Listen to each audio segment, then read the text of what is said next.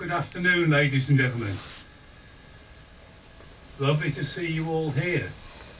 Didn't you know the sun had come out? Welcome back to Tales of a Sea Dog for those who came to my previous talk about the Vikings. This is my story of fjords, lands and life. It's the modern Norwegian Vikings, really, and where the country came from. It's going to be sprinkled with my own personal experiences of visiting Norway for many, many times. It's full of natural resources and lovely people. Let's have this overview of Norway and start with a landscape showing mountains, fjords and glimmers of the northern lights in the air. Did you know that they're there now? But the trouble is the sun's out, so we can't see them. I've travelled a lot. I spent 23 years in the Royal Navy and I left in 1987. And my first wife spent 10 years trying to get me to go on a cruise. I thought it'd be like a busman's holiday. I guess you can work out what that is. But in 1997 I started cruising and I've been cruising ever since. So I've been very, very fortunate to see many, many parts of the world. I've been to Alaska, the fjords of Chile, Greenland, Hey. Iceland, where some of you have already been on this previous trip, New Zealand, and South Georgia, which is 800 miles from the Falklands. I went there in 1983 on HMS Southampton in the Navy. Well, do you know, Norway is as good as any of those, so you've made a great choice. We British are so lucky to have Norway on our doorstep, and we've got these wonderful cruise ships to go and visit them on, and we get to see some wonderful views. Now I would encourage you to go inland, because not only are the fjords beautiful, there are beautiful scenery like this, like a picture postcard, isn't it? It just adds to your holiday. This is a satellite image of Norway, and you can see the mountain range running all the way up the side of it, covered in snow. And I want to show you how that stunning scenery was created. The Norwegians love their mountains, and they were formed 400 million years ago, and that was when layers of the Earth's plates collided. The Earth's mantle floats on the liquid underneath, and the two plates met, and you can see those white lines on the left hand side relate to the plates on the right hand side, different ones all the way down the side, and the orange plate stayed where it was when the left hand one came towards it, and the mountains had no choice but to go upwards as it pushed it up. Then the Ice Age came along and huge amounts of ice were deposited on the land, and this brought its own changes to the countryside. The last Ice Age ended 10,000 years ago, but over the last 2.5 million years there have been between 3 and 40 ice ages. The scientists can't decide, and it's a bit of a hot topic amongst them as to how many there were. But significantly, the mountains on Norway's side divided the ice, and you can see the right hand side, the ice simply melted away. But on the left hand side, on the Atlantic side, here the ice made a huge impact on those mountains. Initially, that weight of ice caused the Earth's crust to sink down to its present position. But then, as the temperatures rose, the ice started moving down that slope towards the sea. And eventually, the sea was able to flow in. And in larger glaciers, the ice could be up to 3,000 metres thick. Now the underwater ridge that you can see on the end, that's where the sea enters, is quite a common feature. And it's created by the ice flowing down, and that is known as moraine. And some of these ridges have extremely long, extremely fast currents flowing over them. Glaciers are categorised as either cold or warm. But which of those created the scenery that we're looking at all those years ago? Well, I'll explain the difference. Cold glaciers are constantly below -5 degrees centigrade, and so is the land. And that means that the two are stuck together. They can't really slide. They're considered almost static. And significantly, this is the join between the land and the bottom of the glacier. There's no water there. There's nothing for it to flow on. And those sort of glaciers are normally in the Arctic or the Antarctic. They're static. It's the warm glaciers that cause the thing. And what I mean by warm is a glacier that is around 0 degrees centigrade. The land isn't frozen, and that allows the ice to slide down, and it erodes the bed, creating the fjords. Now the term for lifting those rocks out is called plucking. You have to be careful saying that. And as the glacier scrapes the land, it sucks upwards as well, and it slides along. And so now, you can see here, that's where the glaciers were, over 3,000 metres of ice.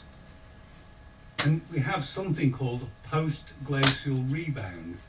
All that weight pushed everything down. But even today, Norway is growing by about 1 centimetre a year because of that. Cruising through the fjords, there are many features worth looking at. This is the Seven Sisters Falls. It's a lovely sight. And a few miles south of Sheldon, our last port, is the Felgaklossen. I've been up that. And that waterfall has the second longest single drop in Norway. And hopefully we'll get to see it when we leave Sheldon on the final way out. There are also thousands of different rock types in the mountains here, and that's why you'll see so many different colours. There are many wonderful scenes, like this breakfast view that I had looking down from Sheldon on one of my recent visits. Scattered throughout the land, there are many small bays, and they're created by erosion and landslides over all the years. The local name is a Vik, and that's a bay, and here you will find small fields and cabins, and they have been built mostly for the summer by the Norwegians. In Norway we also have something called a strand flat, and these provide room for larger groups, larger settlements and some agriculture. That shallow and protected water of the strand flat provides excellent fishing grounds, and it goes well with the limited land that comes with it. Now those sort of things are not unique to Norway. They occur in Scotland and many other places. The concept of the strand flat was introduced in 1894 by the Norwegian geologist Hans Rusch, and it can be a mile long or 40 miles long. And you can see here, the bedrock surface gently slopes down into the sea. Scientists are still arguing about how those were formed. And one theory is that they were formed by these things called elephant foot glaciers, Piedmont glaciers. Now whatever caused the strand flat, we don't know. But I think it's a lovely picture of a glacier, and so unusual to see. We have a stunning view down beautiful Norway Fjords. That is a true fjord, which is a one-way or dead-end street. The word fjord is thought to originate from the term fair, and that translates into a journey, usually by boat. There are over 1,000 fjords in Norway, and they're almost all full of seawater. The longest fjord is Sogn Fjord, and it's also the deepest. And next we have Hardanger Fjord, and that's the next deepest. But in fact there is no relationship between length and depth in any of the fjords. It's just a coincidence that the first two follow each other. Now the other waterways you'll see, they look like fjords, but they're actually called sunds. And a sund is a narrow sound filled with seawater, and it provides a through street. And you can enter at one end and leave at the other. And some sunds connect one fjord to another. The longest fjord is located in the middle of southern Norway. It's there, see on the black line. And the main channel allows us to travel deep into the heart of Norway, past many smaller fjords which branch off it. There is even a vineyard in the fjords now, and I'll show you a picture of that in a minute. And just to the north of it, is Europe.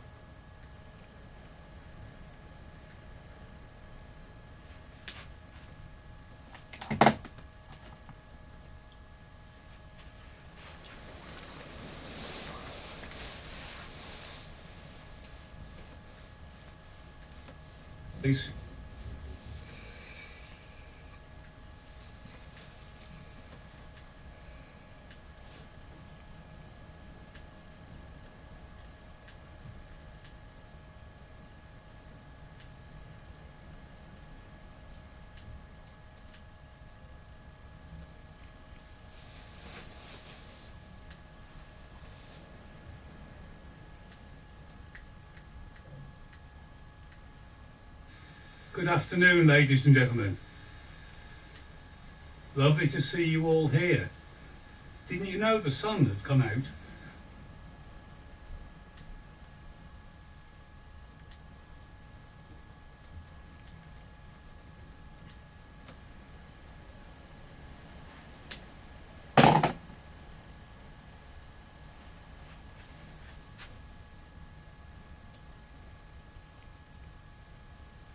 Stream.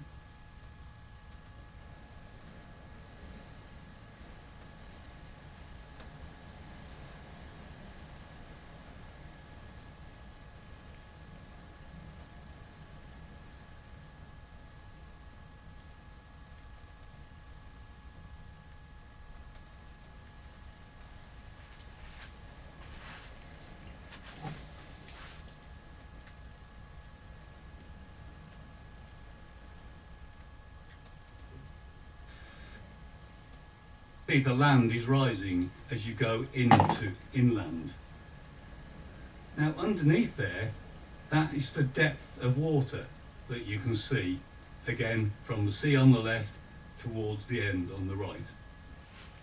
And look at that huge body of water right in the middle. Excuse me. That water just sits there. There's not a lot of sea coming in, and there's not a lot of water coming in to move it. And it sits there and becomes dead. It has no oxygen in it. And that's why there is no wildlife in the fjords to speak of, because there are no fish. There's nothing for the fish to eat. So there's nothing for the other animals and birds.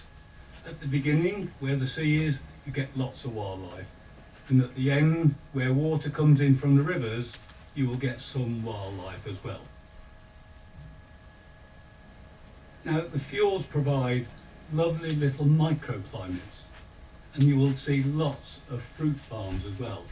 And the apples grow really well, and you get some really nice apple juice. And here is a picture of the vineyard that I promised you. And apparently the wine is pretty good. I've not tried it. Now the town of Idefjord lies at the end of Hardanger Fjord, and that's level with Bergen. And here we have something called the Idefjord Terrace. And a terrace is another fjord's feature. Now just like the other fjords, the moraine is pushed down in front of the melting glacier, creating that delta that you can see there. But this is a long way from the sea, so it's remained there, it's not been covered by the sea. And then the ice melts, and slowly you get a lake at the back, a freshwater lake, and the spare water runs down the middle through the terrace. And there are you'll see that feature in quite a few places, these terraces. Now another wonder of Norway is at Brønnøysund, where that hole was created, according to legends, by an arrow. Yes. Now a translation of Torg Hatten is market hat, and it looks like a hat. But the hole was created by the glaciers. It was as the ice level dropped, and there were some faults in the rock surface, and that allowed the water to flow through and create a hole that is the size of a house, even though it doesn't look like it. And my wife, in her youth, even walked through it. Now there's some amazing rock structures, and here we have a maniac sitting on the end of something called Troll's Tongue, and that is south of Hardanger Fjord. So it's time to turn our attention to trolls, which appear in Norse mythology and Scandinavian folklore.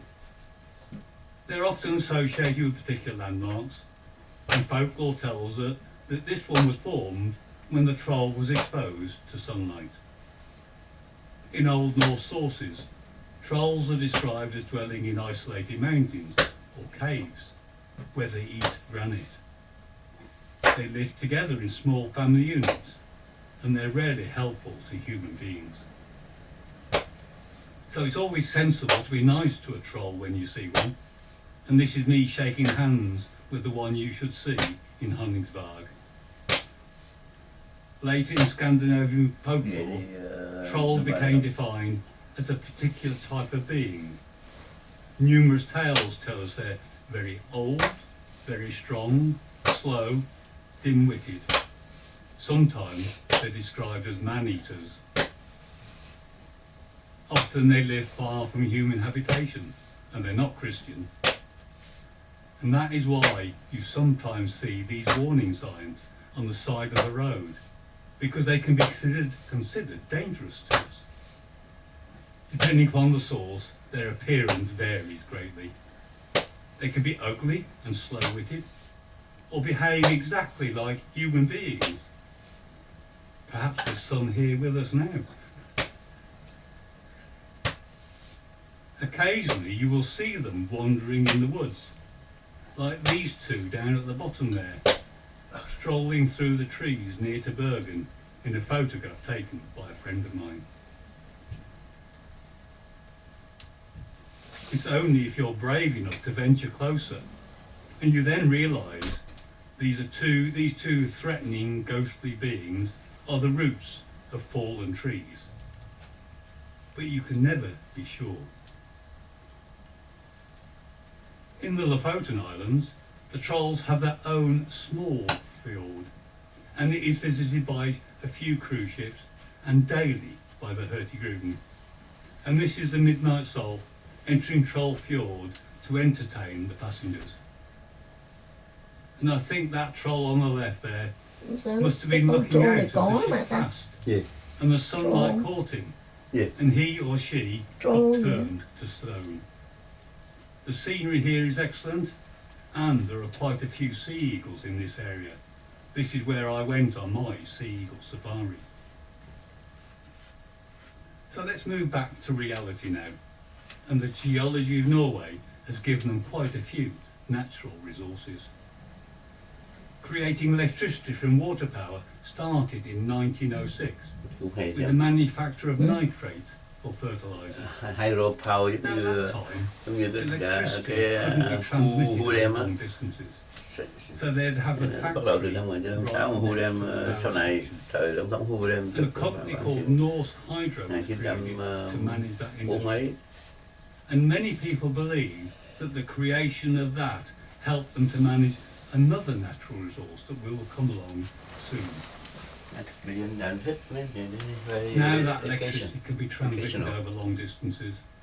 Hydropower provide 99% of their needs, and they are also exporting it. Electricity is relatively cheap for Norwegians in a country where prices are very high.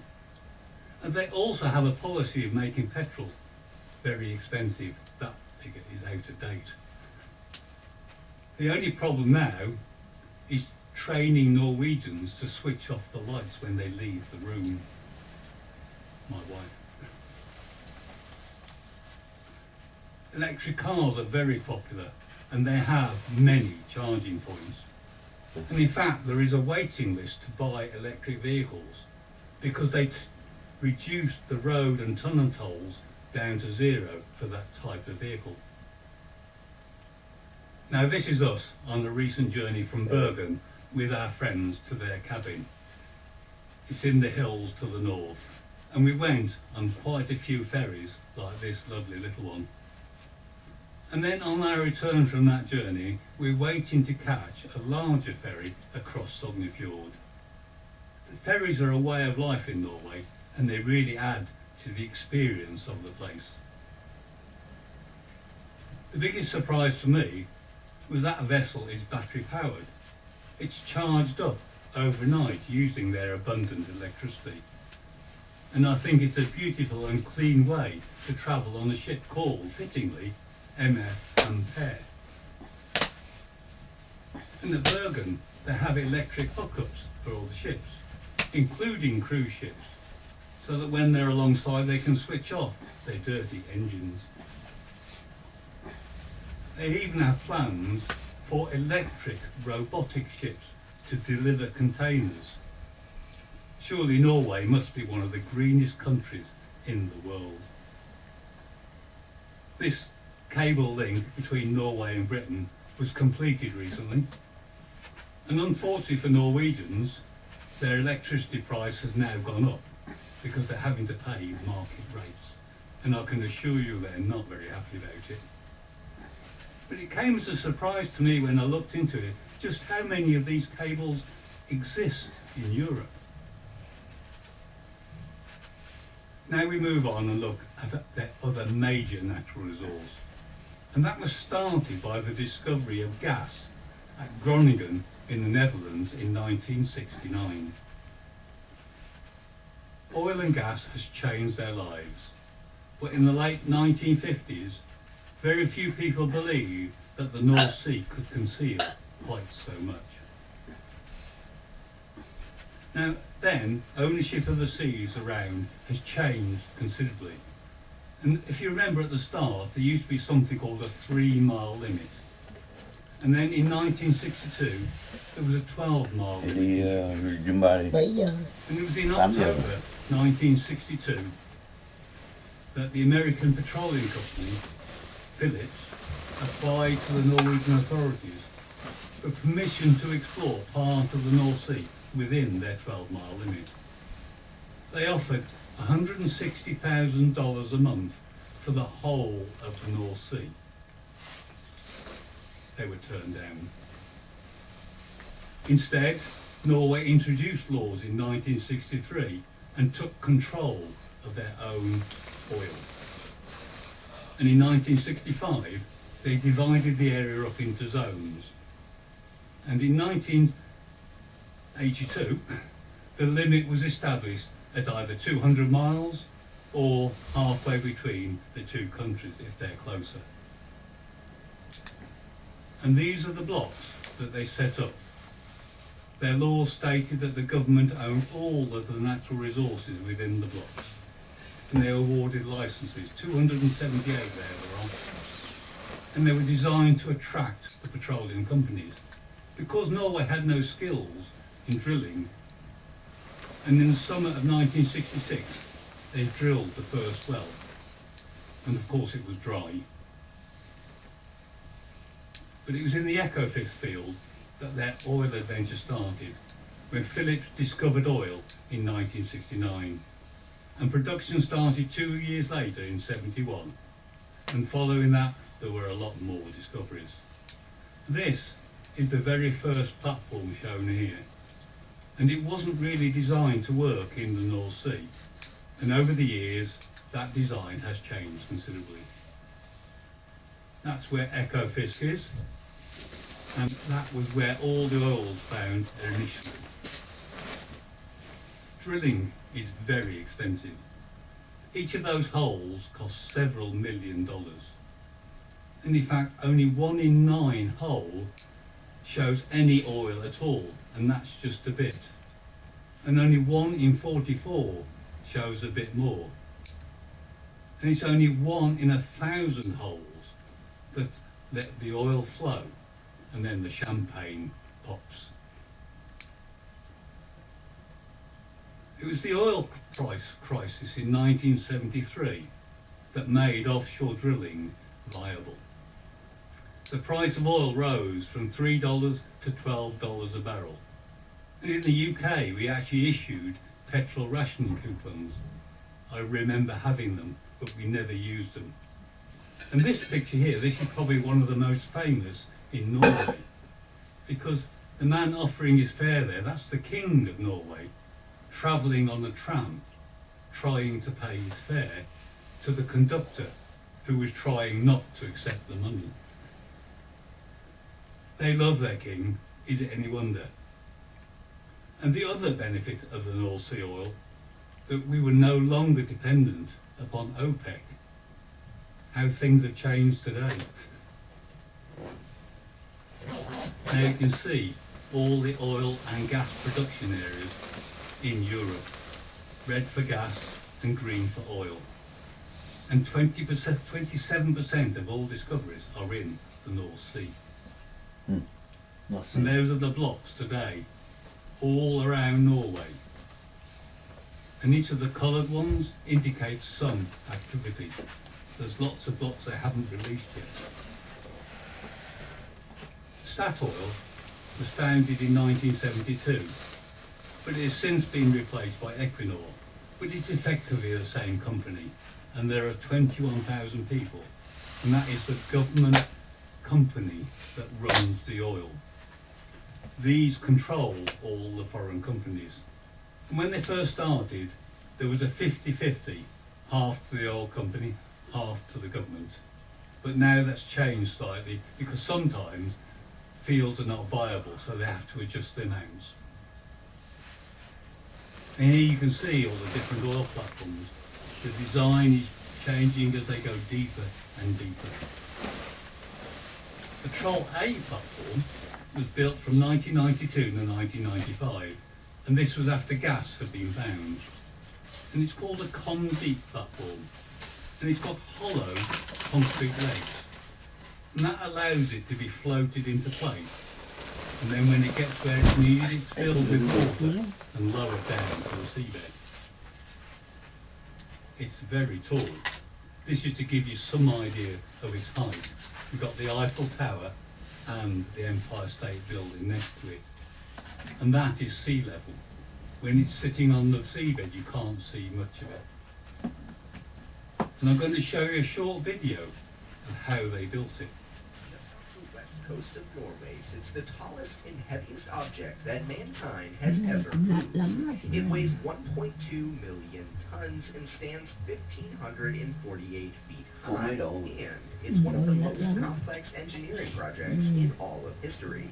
This object is known as the Troll A gas platform. This natural gas platform sits on the Troll gas field, located 174 miles off the western coast of Norway. Rather than construct this massive structure in place in the middle of the ocean, engineers decided it would be much easier to build it on land and then move it into the proper location. This ultimately resulted in 10 tugboats pulling the structure structure over water on this 174-mile journey. The trek itself was a televised sensation in 1996 when it was towed into the North Sea. The platform now stands on the seafloor 303 meters below the water's surface on massive foundational legs. Inside of one of the legs, engineers constructed an elevator for the crew to arrive on board. Riding this elevator from sea level all the way to the operational platform takes over 9 minutes. To grasp the sheer size of the structure even further, from its base to its tallest point, it's taller than the famous Petronas Towers in Malaysia. Each of the legs of the Troll A platform are over 3 feet thick and made of steel-reinforced concrete formed in a continuous pour. This may not sound impressive, but facilitating the creation of these legs was an engineering marvel all its own. A continuous pour was needed to achieve the proper strength for each leg. After all, they had to stand up to the massive wave forces at sea. Each leg is about 1,200 feet tall, and it reportedly took 20 minutes of pouring for every 0.15 feet of leg. That means that the pouring process for one leg would have taken roughly 100 days. Massive tower cranes were used to pump the concrete up to the top of the legs, moving upward as they grew taller, forming one seamless structure. The entire project cost $650 million and took 5 years to complete. Norwegian contractors worked as the main developer on the project for Norske Shell, the managing oil company at the time. It's now run by Statoil. Upon completion in 1996, the tower set the Guinness World Record for the largest offshore gas platform. Unfortunately for Troll A, that record now belongs to the Petronas platform in the Gulf of Mexico. Troll A does, however, still remain as the largest object ever moved in human history. I'm glad the video worked because I can't do an American accent. Of course, the North Sea environment is very difficult. There have been a number of problems, and it was a blowout on the Ekofisk oil field, which lasted for 8 days and allowed 20,000 tons of oil to escape. It's not good for the wildlife. And worse than that was the failure of the Alexander Keelan platform, and 123 died in this. You can see the remnants of one of the legs that failed on this floating platform in the Oil Museum at Stavanger. When one failed, the whole thing just tipped over and drowned everybody. Tragic. Now near to Hammerfest is this liquid gas facility, and it's called Snow White in English. I can't say the Norwegian. And here they remove the carbon dioxide from the gas when they bring it up, and they put it back into the land so that we don't let it out for global warming. Unlike many other countries, including Britain, Norway decided to look after its surplus oil profits. And in 1990 they created the Oil Fund, which is called the Government Pension Fund Global. You can watch that fund online, you can watch it growing. I took this picture a couple of years ago. And now it is over $1.3 trillion. It holds 1.3% of the world's stocks and shares. And unlike other countries, they only spend the interest from the fund, and they use it to develop Norway, and you will see as you go around. All that wealth, they're a very wealthy country, has some dangers. Countries with lots of natural resources have slow economic growth. That growth is one-sided. It leads to rising unemployment. Exports become expensive, and imports go up, and they become expensive as the people get wealthier. The other side of that coin, as you travel around, is you'll see those benefits. They've built lots of roads, tunnels and bridges to connect outlying areas. One success is this. This is the Atlantic Road, with the bridge that seems to go almost nowhere. And in fact, this is the location of a car chase in the latest James Bond film, No Time to Die. And as you drive over the top of it, you get that wonderful view, as if you're driving over the Atlantic. The benefits of the road are twofold. The locals no longer have to get into a boat to go somewhere, and tourists like us can visit, providing wealth for the people, jobs and money. Now the country may be small, but it does have some minor lands in other areas. And that's mainly because these hardy people have proven to be such great explorers.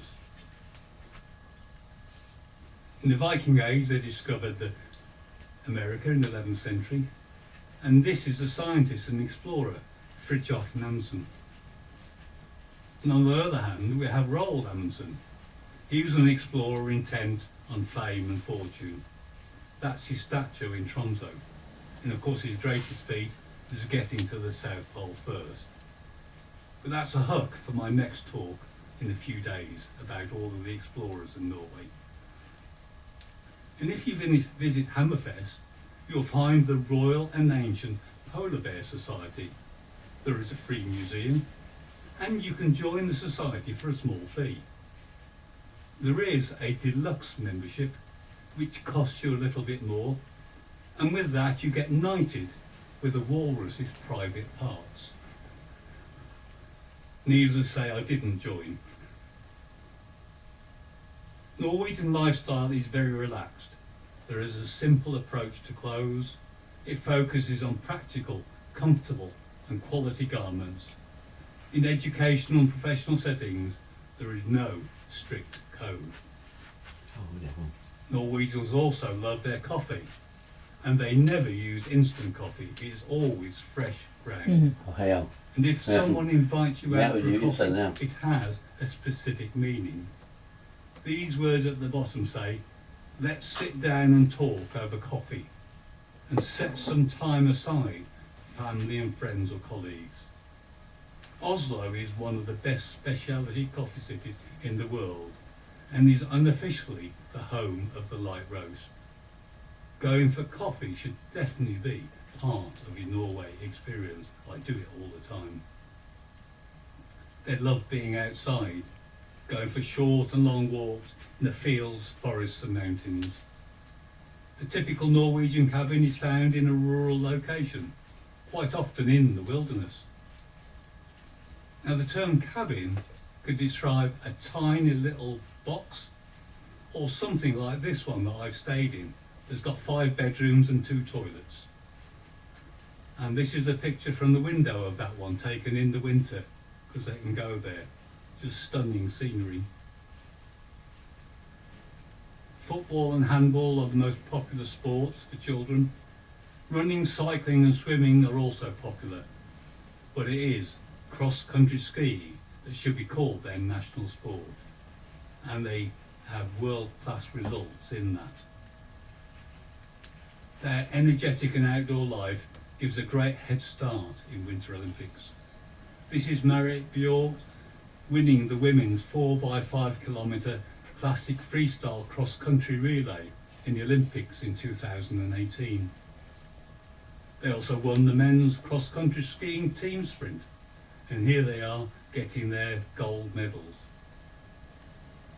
Speed skating was another Norway victory, and in fact they came top of the Winter Olympics table in 2018, and they did it again in 2022, which is amazing for such a small country. After every victory, they bake cakes for everybody in the team. They have to take 4 chefs with them because they win so many and bake so many cakes.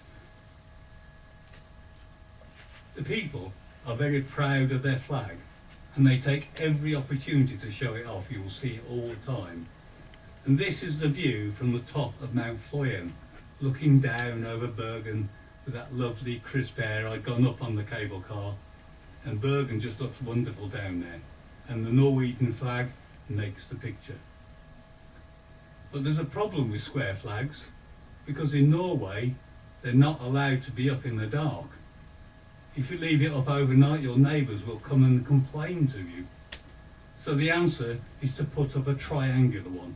That's okay. that can stay up all day. And talking about Bergen, I know we're not going there, but there are a lot of electric scooters there in these busy cities. And you can even get food delivered by them. And that brings me to food. And many people collect their berries, like these cloudberries, and they're delicious. But also, look out for wild strawberries. They're tiny, they're like little currants. But in that one little currant, there is more flavour than a whole punnet of strawberries. They just burst in your mouth. And you should try some cloudberry jam with some waffles. They're popular and served in all sorts of places, especially with that coffee I was telling you about. But you'll also find many open stalls around.